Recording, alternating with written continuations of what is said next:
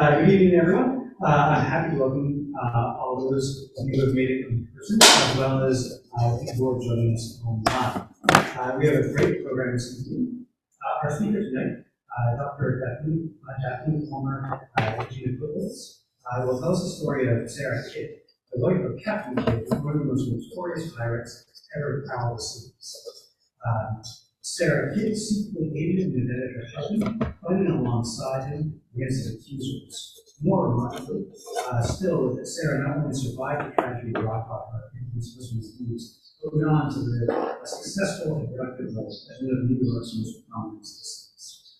But telling the story is Dr. Geanacopoulos. She is a historian, journalist, and author, having published articles in numerous publications, including the New York Times and the Washington Post. She holds a doctorate and master's from Georgetown University, as well as a master in business administration from George Washington University. She has spent the last 15 years conducting extensive research on pirates and their wives in archives in London, Washington, New York, Rhode Island, and Massachusetts, including the Massachusetts Historical Society.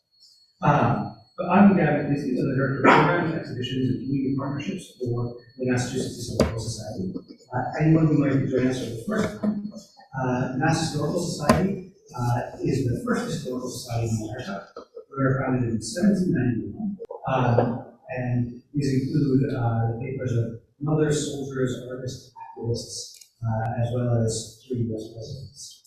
We make this collection available to the public for free, and we also host a wide variety of programs such as evenings.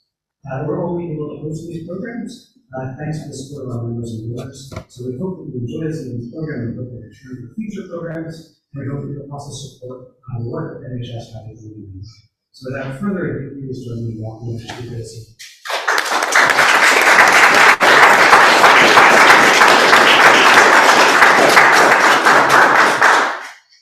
Thank you, Gavin, and thank you all for coming.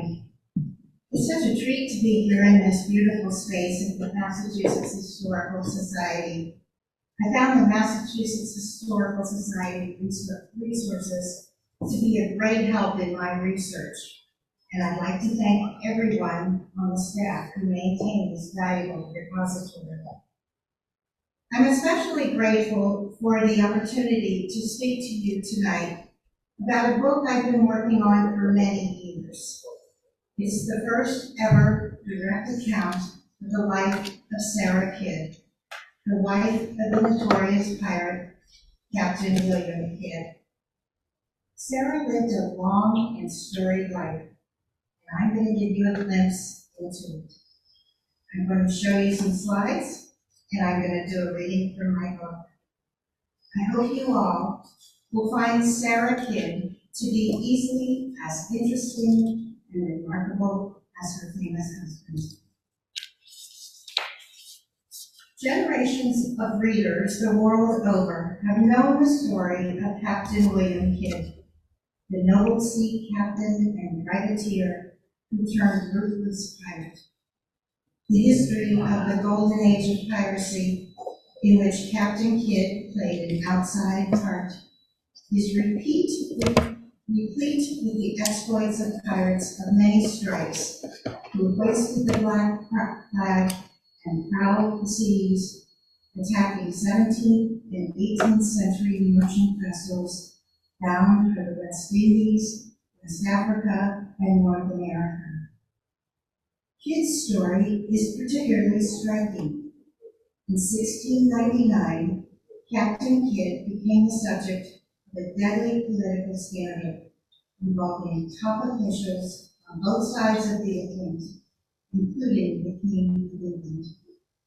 There was a worldwide chase and eventual conviction and execution at the hands of colonial officials who may have been complicit in Kidd's darkest acts of piracy. It was a drama laced with lies, secrets, double dealing, betrayal, and buried treasure. The story of his journey from privateer to murderous pirate has been immortalized across the centuries in print, on stage and screen, in video games, an epic 22-verse ballad. But our understanding of this legend is incomplete. What is largely unknown is that Kidd had a partner and accomplice, a behind-the-scene player who enabled his plundering and helped him outpace his enemies.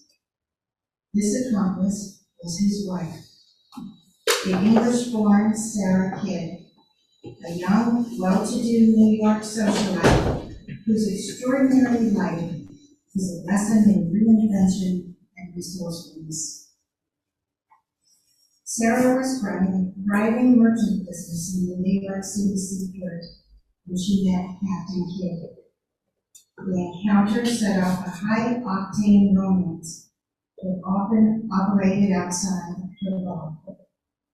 While Captain Kidd was plundering the high seas, Sarah was pirating in her own way, within the confines of polite society, working to ensure her husband never got caught, and that the location of his buried treasure stayed secret. With bold determination to survive and protect her husband, Sarah secretly aided and abetted her husband, fighting alongside him against his accusers. The most impressive part is that even after Captain Kidd was put to death for his crimes, Sarah remained an incredibly beloved fixture of the community, securing a long and prosperous life for herself and for her family. Sarah knew how to persuade, and she knew how to hustle. And in a time when women held little legal power, she found a way to ensure her future and protect her family.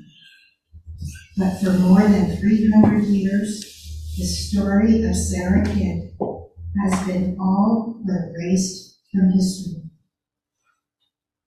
My journey into the world of pirates began in 2002, when I was commissioned by the New York Times to write a freelance piece for their museum's special section about the Witter Pirate Museum in Provincetown, Cape Cod. The museum contains the artifacts recovered. The legend of the captain Samuel Bellamy and his love interest Maria Hallett told me that pirates had connections on land. They had families and community links that we don't think much about. As I was researching my dissertation turned previous book, The Pirate Next Door, The Untold Story of 18th Century Pirates' Wives, Families, and Communities, I kept encountering evidence of this mysterious woman who seemed oddly on the periphery of the story of the notorious Captain Kidd. Even the influential and authoritative early source book on pirates, called A General History of the Robberies and Murders of the Most Notorious Pirates by Captain Charles Johnson, did not include Sarah in the lengthy chapter on Captain Kidd. Sarah was alive at the time the book was published in London in 1724, and it would have been possible for the author to interview her or people who knew her. Finding Sarah's initials, SK, scratched on a colonial document at an archive in Boston started me on a thrilling journey. I wanted to know more about her. I would soon learn that her initials marked the spot where love and law divide. To research Sarah's story, I had to use a variety of sources because women left little record of their affairs. Most women, including Sarah, could not write. Men owned all the property and exercised most of the legal rights at the time. I read the contextual history of pirates and of the time period to learn the political, economic, and cultural events that shaped Sarah's life. I was able to find some important primary sources of Sarah's, such as her petition to the governor of New York and Massachusetts, Lord Belmont, to regain her seized property. And I also found her last will and testament. Many of the ancient sources that I relied on were handwritten, and I transcribed over 250 of them to make them easier to work with. I visited archives in the places Sarah and Captain Kidd had been, including those in New York, Boston, and Rhode Island. I traced Sarah's steps in the surroundings she visited, especially in Manhattan, where she spent most of her life. I also found great resources in the Admiralty papers at the National Archives in London. I found a rich cache of letters that were in a sea chest in Captain Samuel Burgess's pirate ship when it was captured by a British privateer in 1699. The letters were in the pirate's mailbag and contained a few letters from Captain Kidd's crewmen aboard the Adventure Galley to their wives, and the wives to Kidd's crewmen. The letters are dated from 1695 to 1699, and they show that the correspondence was conducted thousands of miles across the globe between Indian Ocean pirates and North American colonists, and there was successful and direct communications between New York and Madagascar and back again. No letters from Sarah or Captain Kidd were among these letters, and none have survived, but there is every likelihood that they communicated during his 3-year voyage through the Mariner's Mail Service, located on Ascension Island, a remote outpost in the Atlantic. New York merchant captains trading with the pirates in Madagascar stopped for fresh supplies of turtle meat and dropped off and collected the mail left under a rock with a hole in it near the harbor. This letter from the wife of Kidd's crewman, Jacob Horn, was especially informative. Sarah Horn was the wife of Jacob Horn, and she wrote from their home in Flushing, New York on June 5th, 1698. And she told her husband, quote, "We hear abundance of flying news concerning you." This meant that word had spread from port to port and ship to ship, and that there was trouble aboard the Adventure Galley. That trouble, we would later learn, was murder, mutiny, and piracy. To further understand the maritime world in which Captain Kidd was a part of, I attended a workshop at the National Archives in London and conducted research with scholars from the Prize Papers Project, a collaborative effort of the National Archives with the University of Oldenburg in Germany, to research and to categorize the thousands of yet unopened documents captured by the British in wartime in the 17th and 18th century. I examined trial records, depositions, personal correspondence, ship's logs, cargo inventories, and even a mariner's personal journal that was worn from wear in his front pocket. The manuscript room at the Library of Congress was a terrific resource, and Captain Kidd's own recorded statements gave strong evidence of his love and devotion to Sarah. Archivists and other historians I met were enthusiastic and helpful during my research, as was my research assistant, Higgins, a Cavalier King Charles Spaniel named for a runaway pirate, Jeremiah Higgins. Here he is inspecting the galleys of the pirate's wife. Unfortunately, there are no contemporary paintings of Sarah Kidd, She can't be seen that way. But in 1911, the artist Jean-Léon Jerome Fair created this painting of Captain Kidd in New York Harbor. The attractive, beautifully dressed woman with a lace fan holding Captain Kidd's hand on the deck of his ship is an interesting rendition of a woman who has captured Kidd's attention.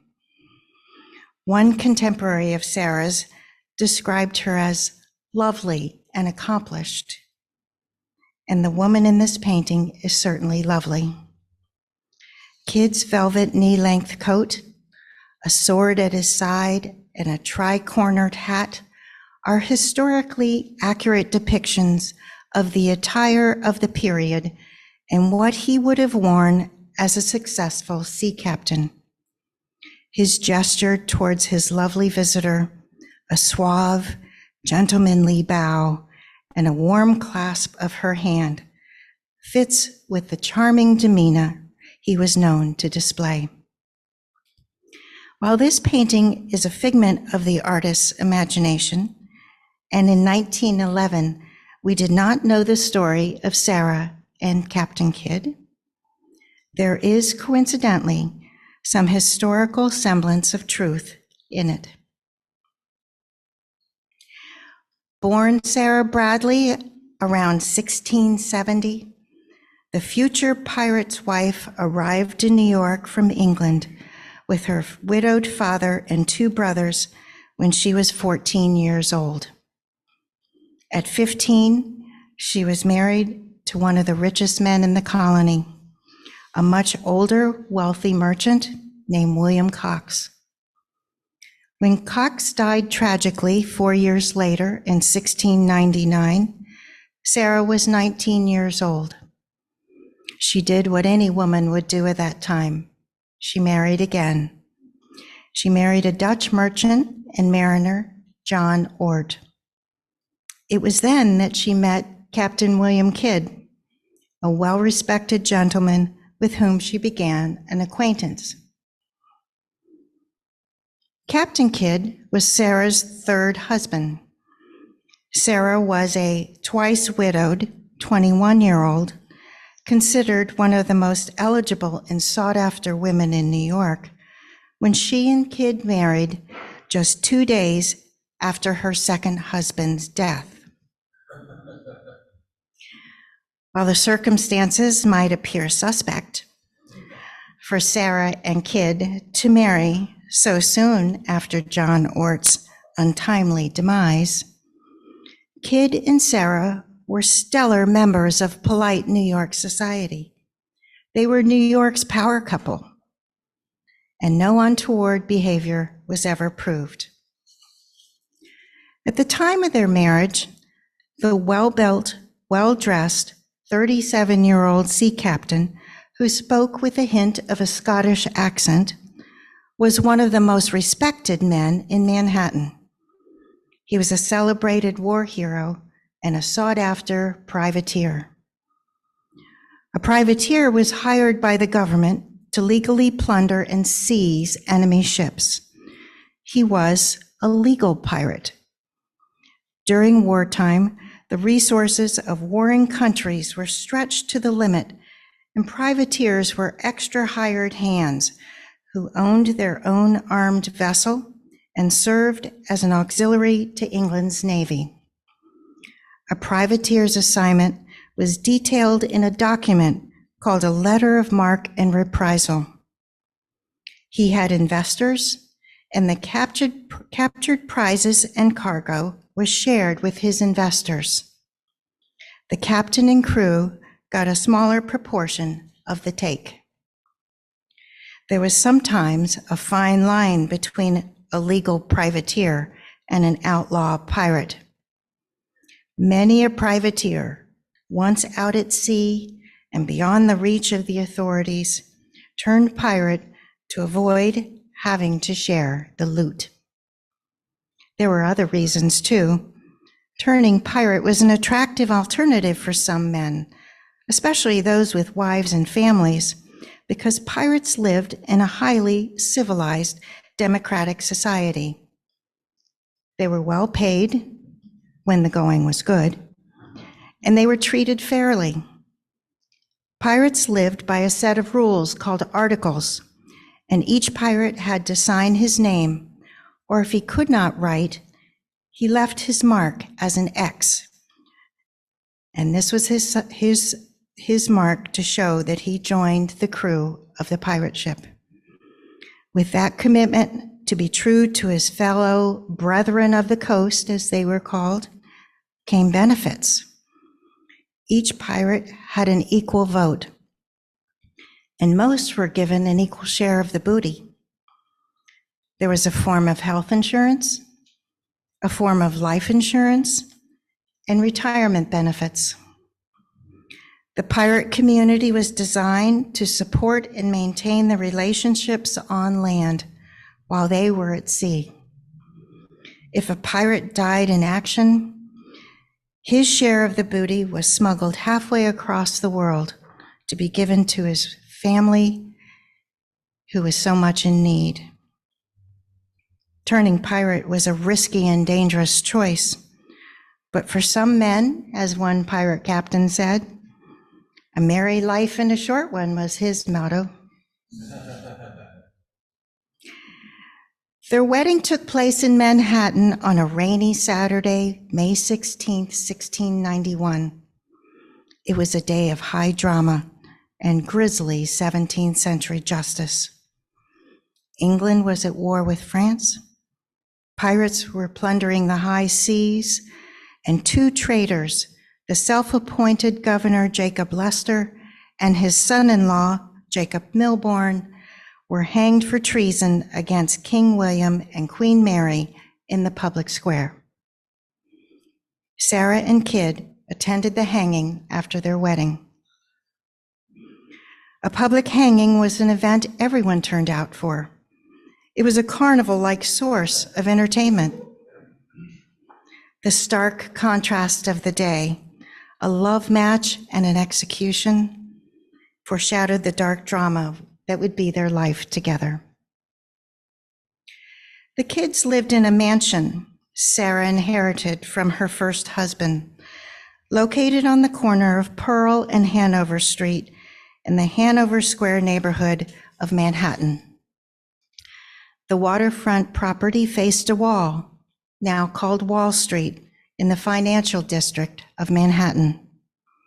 Coincidentally, their home was just a few blocks from the offices of my publisher, Hanover Square Press, an imprint of HarperCollins. I like to think Sarah found my publisher for me. Around 1692, Sarah gave birth to a daughter, Elizabeth. And in 1694, she had another daughter, little Sarah.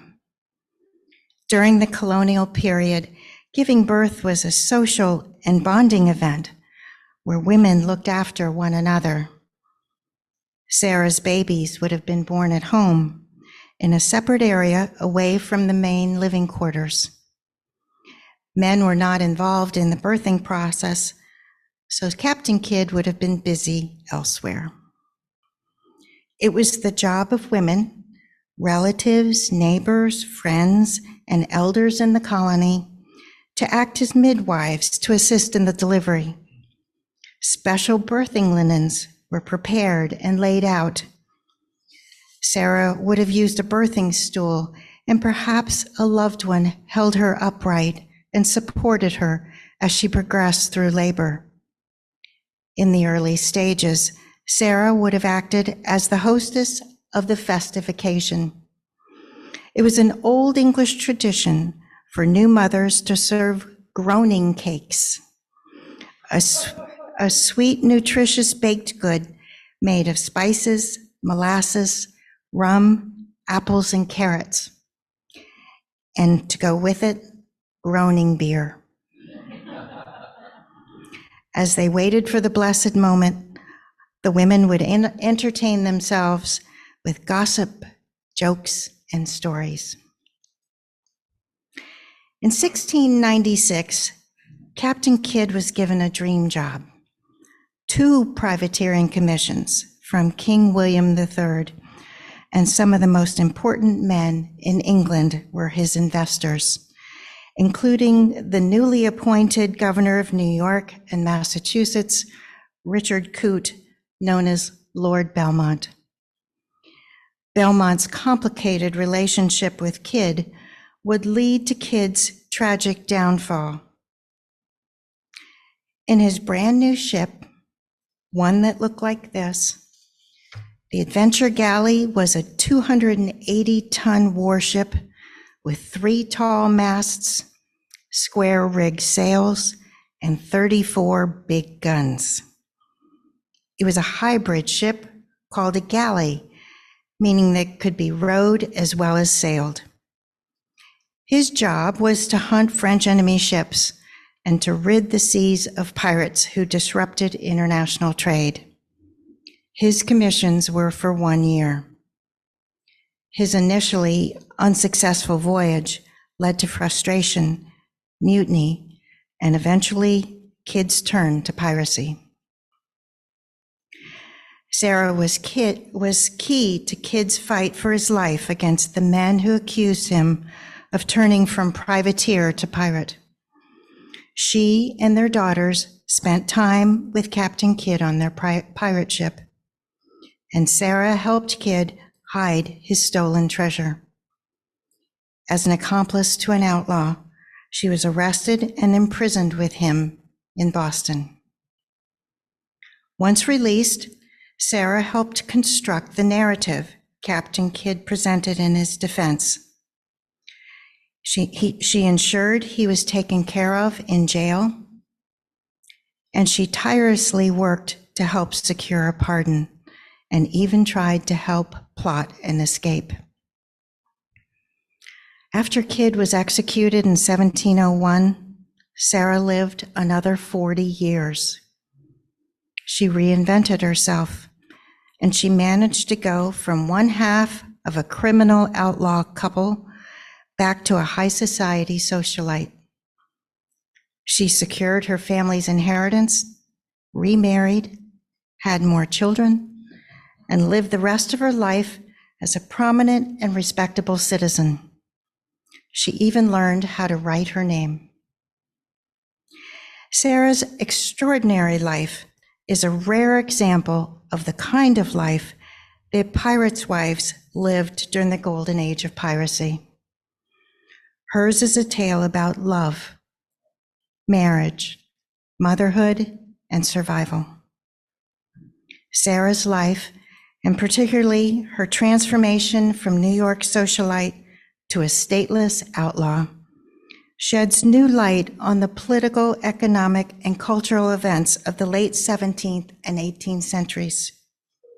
From her, we learn about the economic hardships of widowhood, the political repercussions of piracy, the effects of war on the new and emerging colonies, the business of slavery.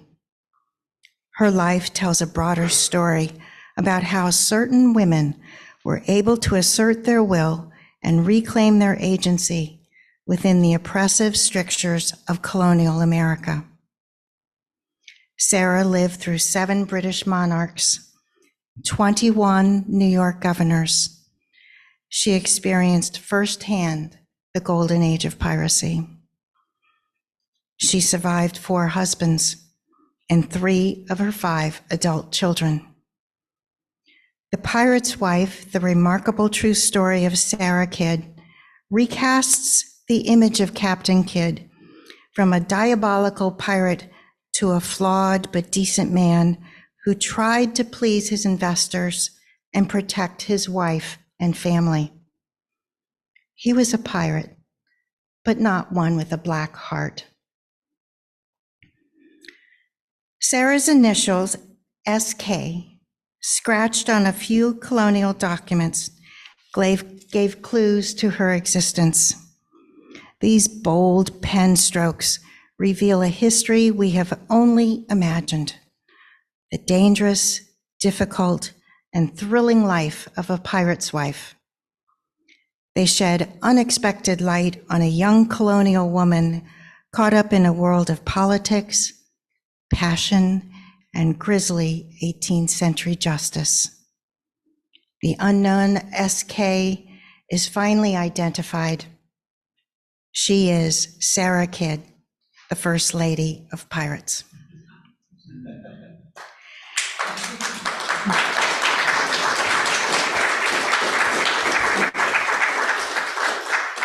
I'd like to close by reading a passage from The Pirate's Wife. I'm going to read from the prologue. Sarah Kidd lay in a weakened state in the bedroom of her Manhattan mansion. A highly contagious lethal disease raged through the colony, striking young and old, rich or poor, black or white. It was September 12th, 1744, and the 74-year-old Sarah had first taken to her bed to get warm under the soft quilts and to rest her head on the goose down pillows. Then the chills, fever, and fatigue set in. She was nearly certain she had contracted the deadly disease everyone called diphtheria. As a precaution, she asked her family and friends to stay at a safe distance. She arranged for soft foods and a soothing drink made from the medicinal herbs in her garden to be left outside her bedroom door. Her mind wandered in a fever-induced haze. She closed her eyes and remembered herself in another time and place. She was a young woman with her husband, Captain William Kidd, on his pirate ship, the St. Antonio, a vessel laden with gold, silver, and jewels. As his closest confidant, she learned that he buried some of his stolen treasure for safekeeping, and he described to her where it was hidden. She was not to tell a soul. For more than 40 years, since his death in 1701, Sarah the pirate's wife kept his secrets safe. Not even her 5 children knew. She alluded to it in her will, noting that she had assets in the city of New York and elsewhere. She did not identify elsewhere. Sarah worried about the consequences if her children were caught with stolen pirate loot. Her strong instincts told her it was best to leave well enough alone. As she thought back over her life, not all of her memories were fond ones, especially the time when she was a pirate's wife. But the memory of the hardships and the heartbreak had softened, and Sarah wouldn't have traded it for anything. She felt proud. She felt very proud to have been a pirate's wife, and she wore the title as a badge of honor. Sarah repeated a prayer as her condition worsened. Almighty God, have mercy on my soul and pardon and forgive me all my sins and offenses, so that I may, after this miserable life, arise with our Savior, Jesus Christ. She became delirious from the fever and shook uncontrollably. The sheets were soaked with her perspiration. Still, the thought of that secret weighed on her, as well-kept secrets often do. As she prayed for forgiveness, she may have thought it was time to identify elsewhere. To her 3 children who paced downstairs in the sitting room. It wasn't long before Sarah developed a sore throat that felt like a razor when she swallowed. She tried to speak, but it hurt so much she could only whisper. Her daughter, Elizabeth Kidd Troop, peeked through the keyhole to check on Sarah. The once vigorous woman now appeared very small among the furnishings and tasseled curtains. She looked pale in her white cotton bedclothes and so frail, lying on her side facing the door. Elizabeth saw her mother's lips moving, mouthing words, but she could not hear her. She strained through the keyhole to hear what she might be whispering. Elizabeth called for her brothers, William and Henry, who had stepped outside on the front stoop that faced the harbor. The cry of the seagulls seemed to signal the alarm. Elizabeth told them to hurry. Each took a turn at the keyhole, looking and listening. Sarah's breathing was loud and strained as she gasped for air. The three of them looked at each other with tears in their eyes when the room fell silent. There was not a sound, not even a whisper. For over 300 years, treasure hunters have scoured the North American eastern seaboard, trying to find where elsewhere is. That secret is with Sarah, buried in the churchyard of Trinity Church, Wall Street in Manhattan. Thank you.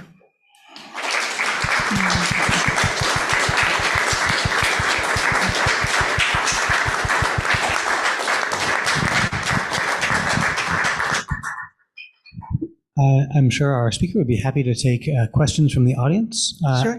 And I know that we have some online, but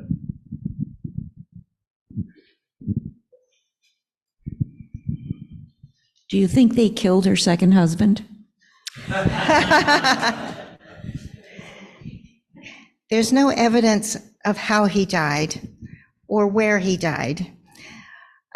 So it is suspect because she only married Captain Kidd 2 days later. But there was no evidence to support that they did or they didn't. So because they were such stellar members of New York society, no one ever launched an investigation. We have some questions online. One is, how was Sarah released from jail? Was it because she knew of who she knew in society? She was released from jail because the governor, Lord Belmont, could not find a reason to keep her there.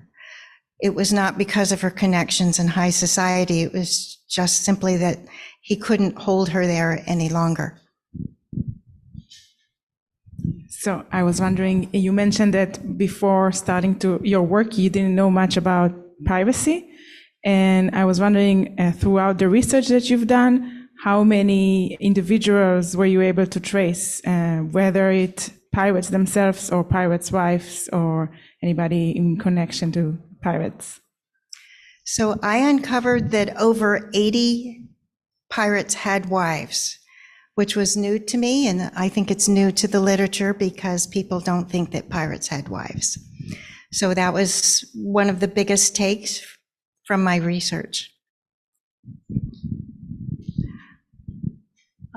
Do Sarah and, I forget his first name, Captain Kidd, have living descendants? And did you get to interview them or any other pirate descendants for your book? I'm sorry, could you repeat that? Do they have living descendants? Yeah. Not that I know of. And I did look. I was hoping I could interview somebody, but I didn't find anybody. Great question. Yes. So just one question. Pirates had a very democratic society. Were you surprised by that? Because you think of swashbuckling pirates sort of like stealing money, but actually they were very fair in how they divided up what they got. Was that a surprise to discover that, or was that something you knew going in? Well, when I learned it, I was very surprised because people don't think of pirates as very smart. They think of them as kind of the lowlifes of society, but they're the structure of their community is so sophisticated and fair that I really kind of admire it. Well, I'm just going to sort of follow on to that basic question. First of all, just the fact that there is a golden age of piracy is sort of an amazing concept to me.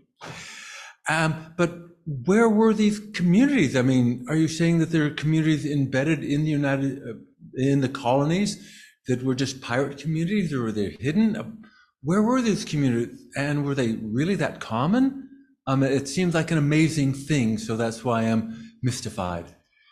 But there were certain colonies that were pirate havens. Madagascar was a very big one, and in the Caribbean there was also a pirate haven.